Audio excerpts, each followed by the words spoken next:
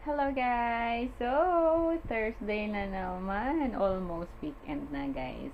And, yun nga, andito tayo sa ating 8 days topic, which is yung how to represent Jesus at work. At dito na tayo sa number 5. Ayan. Okay, so yung number 5 natin, sabi dito, shut down conversations that are centered around gossip or just walk away. Ayan. Okay, so dito din ulit sa may Ephesians 4 verse 29. Do not let unwholesome talk come out to your mouth, but only what is helpful for building others up according to the needs, that it may benefit to those who listen. Okay. Malinaw naman doon sa Bible verse, 'di ba?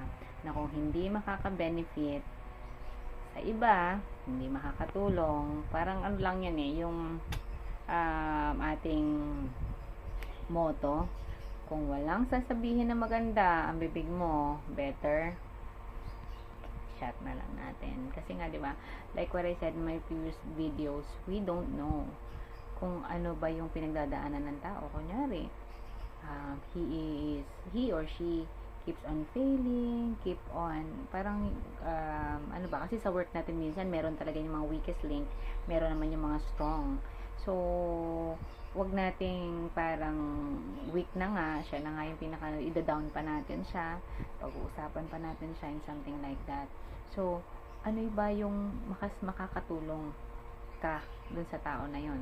You may reach out to that person, no? Tulungan mo, turuan mo, alamin mo kung asan ba siya nahihirapan, alamin mo kung ano ba yung mga help needed niya, baka nahiya lang magsabi, no?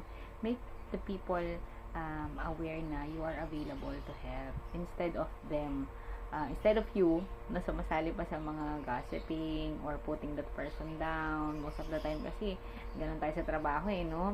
Minsan maraming Jollibee. Pwede ba makto naman? Charot lang. Hindi. Siguro kidding aside lang, no? Pero, lahat tayo nag-start sa mababa. Okay? Let's always remember that. And, itong, yung minsan mga gossiping or pagsira sa mga tao or mga pagsalita na hindi maganda sa tao, hindi siya talaga any religion to. Not only Christian should also practice this, no?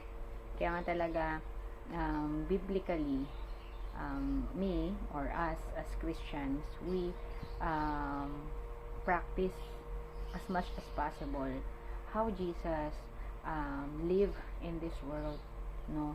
Yun talaga yung best example